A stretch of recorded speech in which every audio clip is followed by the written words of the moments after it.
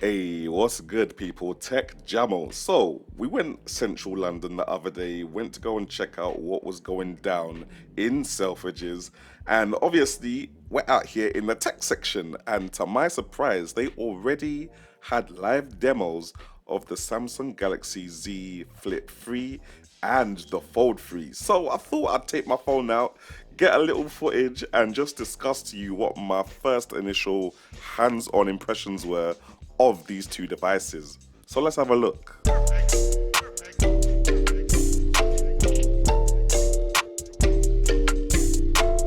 Right, now going straight in with the thing, as soon as I saw them, I kind of geeked out. And my babes was like, look, babes, they're just phones, relax. I was like, oh my God, they're here, kind of thing, innit? So I picked them up, and the first thing I noticed was the build quality. Now, I know it's Samsung, and I know they're on their job with build quality, but these things just felt sturdy. Like, I'm talking unfolding it, folding it back again, flipping the flip free, unflipping it, even flipping it with one hand. There was like a satisfying tactile click that I could feel when I had closed both of them. Even though it was loud, I could hear the click. And unfolding them, it just felt sturdy. It just felt like when I unfolded it, it wasn't going to go anywhere. That is the state that it's going to stay in. Now, obviously, I'm saying this is first impressions. This is day one. Not even day one, half of day one. I'm just literally touching it. So I'm not sure if that would loosen over use kind of thing. I'm not sure how many flips the thing is rated for. But yeah, on general first impressions, picking it up, it felt sturdy as hell kind of thing, like proper good phone. I think you could even probably drop it and it would survive the drop, provided that it had a nice case. The next thing I noticed, apart from the sick design and the good weight ratio when holding both devices, was the screens on them. Now, I'm not saying I was shocked because I know Samsung are on job and they do the screens for most manufacturers anyway, but the screen continuity, especially with the Fold 3 now, from the outside screen to the big inside screens, like the color balance, everything, the refresh rate, it looked like it was very consistent kind of thing. And I was like, yo, that's good. It doesn't mean that you're cheaping out if you're using the outside, the exterior screen now. You're getting literally the same experience on the inside as the outside screen. However, the inside screen is obviously much larger.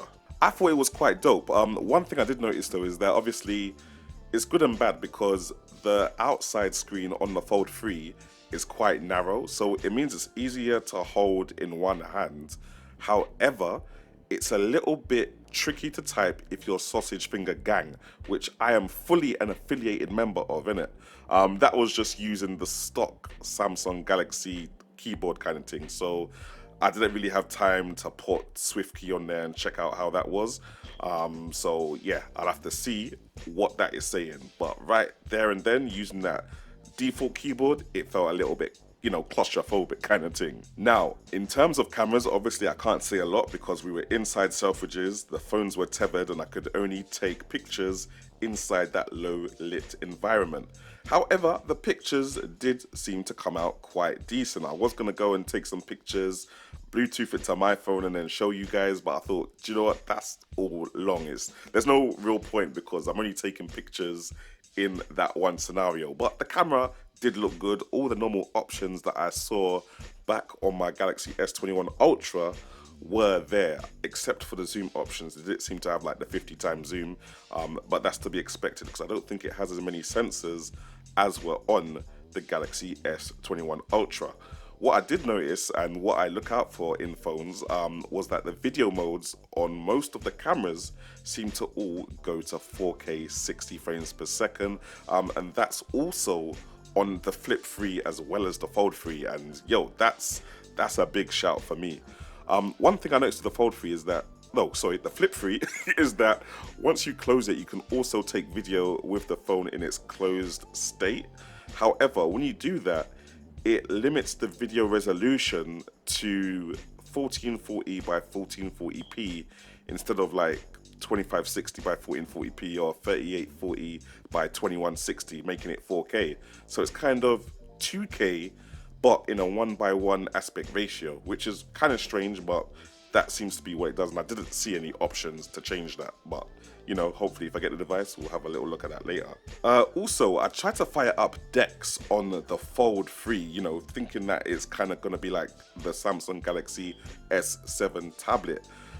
However, you need to have an external monitor for Dex to work on the Fold 3, whereas with the Samsung Galaxy S7, you can literally have a Dex desktop experience directly on the device without an external monitor.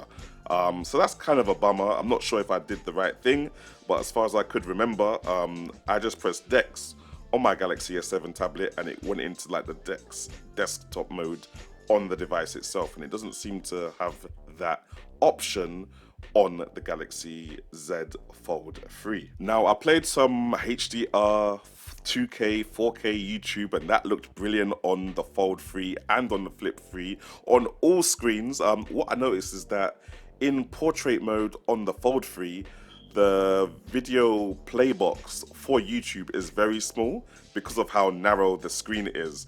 It looks a little bit better, obviously, if you're holding it landscape, and it looks a lot better if you're watching it on the internal screens. But yeah, that's just something to notice on the external screen on the Fold 3. With the Flip 3, it's just like a normal phone because the aspect ratio of the screen is, I think, is it 21:9? I'm not too sure. But it's what you'd normally expect from a phone. The speakers, however, on the Flip 3, they seemed kind of, you know, average kind of thing, nothing mind-blowing, what you'd expect from a phone. Like, I was using my Poco F3, playing something from YouTube, and it sounded the exact same loudness as it did on the Flip 3. On the Fold 3, however, it felt like it was a little bit louder. I don't know, maybe it was the same as the Flip 3, but I wanted it to be louder because it was a bigger device, but perhaps it wasn't. Definitely none of them are as loud as the speakers on the Galaxy Tab S7 Plus. That thing is mind-blowing. But like I said, I can't really test it too tough because there was lots of background music going on inside the showroom. But that's it for me, guys. I just wanted to share that with you, show you guys that real quick. They do look really good. They definitely look the part. The screens look the part. One thing that I wasn't obviously able to test fully was the audio, the camera quality, and the battery, because I've read somewhere that I think the Flip 3's battery is only 3,300 milliamps, which is like, what, 2015 we're talking, yeah? HTC M9, fam.